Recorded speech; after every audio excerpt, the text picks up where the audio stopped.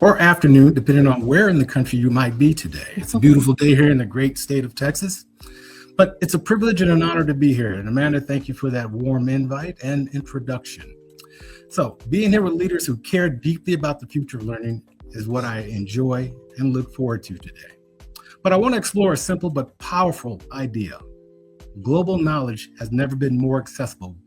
I'm sure many of you would agree with me on that. With the advent of social media, technology today, it is a point click away from us. We can access it at any time, anywhere, as long as you know how to use it properly. But its impact depends on how well we translate it into local opportunity. E-learning is not just a delivery method. It's a bridge between what the world knows and what our communities need. Next slide. Would you say we are living through the fastest transformation in the history of education? I would surmise that we are. Now, I'm a baby boomer, mind you. Now, back in the day when I was coming up, it was simply books, pen, paper, and that was it. All right. You relied upon your teachers, friends, neighbors, brothers and sisters to help with your education. But today, digital learning has made knowledge borderless. A student in Texas can learn from a professor in Singapore. A teacher in rural Kenya can access the same resources as a teacher in New York. This global shift is reshaping expectations, opportunities, and the very definition of what it means to learn. I have 5 children, and I will say this to you. They are constantly online, and they are looking for and seeking information and knowledge that they sometimes cannot get at home or in school. Now, sometimes to my chagrin, they find stuff that I don't want them to hear or see. But the reality of it is, we are a global network. We are a large community worldwide. And so the shift has to change. It has to be one that is welcoming, opening, and inviting. Next slide. But global access alone isn't enough. There is a gap, a global to local disconnect, if you say. Much of the world's digital content is created far from the communities that use it. Without cultural relevance, learners disengage. Without local context, knowledge doesn't translate into opportunity. The challenge is not just access to content, it's alignment within community needs. I live in the city of Richardson here, and our community is one that is very diverse. And I will say this to you, we have outreach programs, we have accessibility to many networks throughout the community. And many of them are digital based. They're all online, basically. You can go online and register for courses, for events. You can even teach online to others within the community. And so when I say global access, it is truly here to stay, and it's not going away. It is the advent of the future. Next slide. So when I speak of locally, Texas is stepping into this moment with clarity and ambition. Through the expansion of the Texas Virtual School Network and the passage of Senate Bill 569, the state is modernizing how learning is delivered. Texas is showing what it looks like when policy, innovation, and community needs align. This is a model other states are watching closely. And again, I speak from experience. I have children in 5 different schools, or I should say 4. I have 1 in college, I have 2 in junior high, 1 in elementary school, or 2 in elementary school. And the reality of it is, their resources that are made available to them help me as a parent to better understand their needs when it comes to their education, but more importantly, allows me to partner with the educators, the administrators, and their teachers. I regularly get texts, I get emails, I get information daily from my students, my teachers' students, or I should say my children's teachers, that help me to better understand how I can better support and partner with those educators when my children come home. You know, it's not like the day when I would come home, sit down with a book, read, write, whatever. My children are constantly online, preparing presentations, finishing up their homework, and forwarding on the work that they've done to their teachers via digital means. It's not the old pen and paper anymore as we're accustomed to, or I should say, as I was accustomed to when I grew up. Next slide, please. But real transformation happens when communities are not just recipients of the solutions. They have to be co-creators as well. When we design learning experiences with families, educators, and local leaders, we build programs that reflect real needs, real culture, and real aspirations. Community-centered design is not a luxury, it's the foundation of sustainable impact. And as the slide shows you there, co-creation within communities is important. As I alluded to earlier in my talk, in our community, we are co-collaborators, we are co-creators. We work with the local community ourselves to build programs that we find suitable for our children and for ourselves as well. It's designing with and not for, and the local voices help shape it, which means that more people are more apt to utilize it and seek it out. Next slide, please. Now, digital learning cannot be transformative if access is unequal. And unfortunately, too many learners today still share devices, depending on where you are globally in the world or locally, and what resources are available to your schools and to you personally. Sometimes we lack reliable broadband or don't have the digital literacy skills needed to thrive. In other words, how do you access those resources online? Do you know the link? How to access that link? How to create a link? Equity is not just about technology. It's about dignity. It's about ensuring every learner has the tools to participate fully in the digital world. Next slide, please.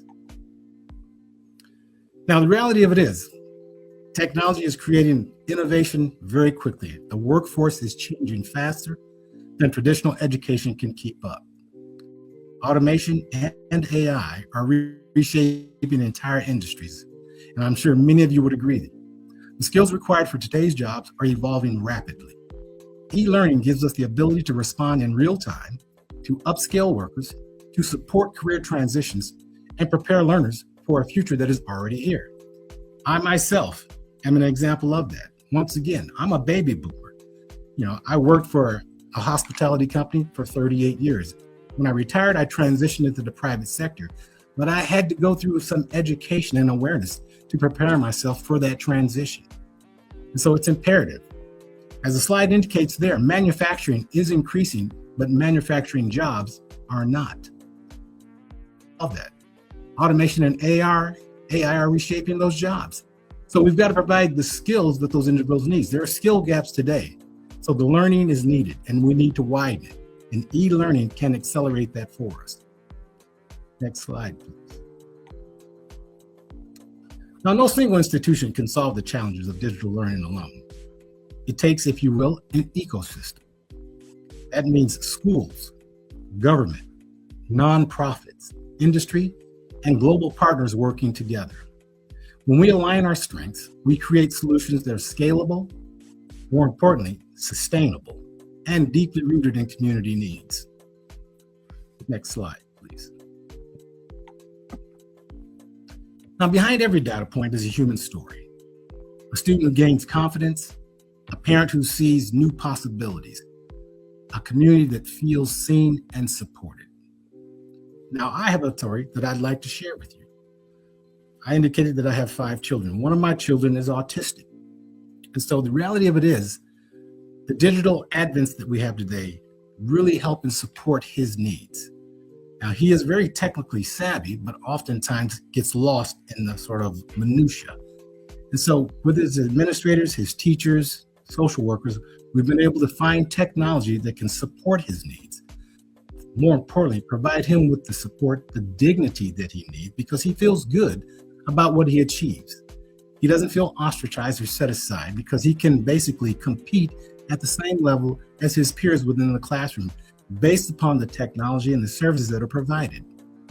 So when I say real stories, I am living it today. And the outcomes for me and my family are huge. The fact that he wants to go to school now, that he enjoys being in class. It was transformative for him as an individual, for us as a family, and for the school, it gave them a talking point in preparing others and families that are transitioning into our community. And so the power of the local impact is huge, but humanizing it and making it real and understanding that there is a human story behind every challenge that we face. Next slide, please. So imagine, if you will, a future where every learner, regardless of geography, income, or background, can access world-class knowledge that feels relevant to their life, that is tailored to their needs, more importantly, could be specific for those needs that they have. A future where global innovation is translated into local empowerment, and empowerment is huge Because without empowerment, people feel a little bit ostracized, set aside. They're often reluctant to even reach out to determine whether or not there are resources readily available to them. That future is within our reach. In fact, we have reached it already. And we have the tools to continue building it, because once again, we want this to be sustainable, and it has to be sustainable. We're not going back, we're moving forward, and we're moving forward in quantum leaps at light speed today. Next slide. So now I'd like to transition into a more specific topic, and that being building trust in the community. What we want to focus on is what it takes to build a trusted community learning hub, whether these hubs exist in schools, online platforms, or neighborhood centers. One thing is universal. Trust is the foundation, and without trust, you cannot move forward. As I indicated, I worked in the hospitality industry for a number of years. When I first started in that industry, our mantra was heads in the beds, all right? The more heads in the beds, the more money you make, the doors stay open, right? But then we quickly transitioned with September 11th. And it went from being heads in the beds to, can you protect me? Can you keep me safe in this environment?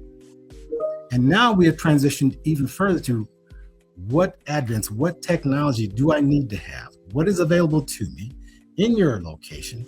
Particularly in hotels today, technology is the key. People look for expediency. They don't want to wait in lines, and they want you to anticipate their needs. Technology gives us that opportunity. And trust is built through intentional design across 3 dimensions that I'll talk about: physical security, emotional security, and procedural security. When these 3 elements are aligned and work together, learning hubs become places where people feel safe, respected, and empowered to grow. Next slide, please. These 3 pillars form the backbone of any trusted learning environment. Physical security ensures that people feel protected from harm.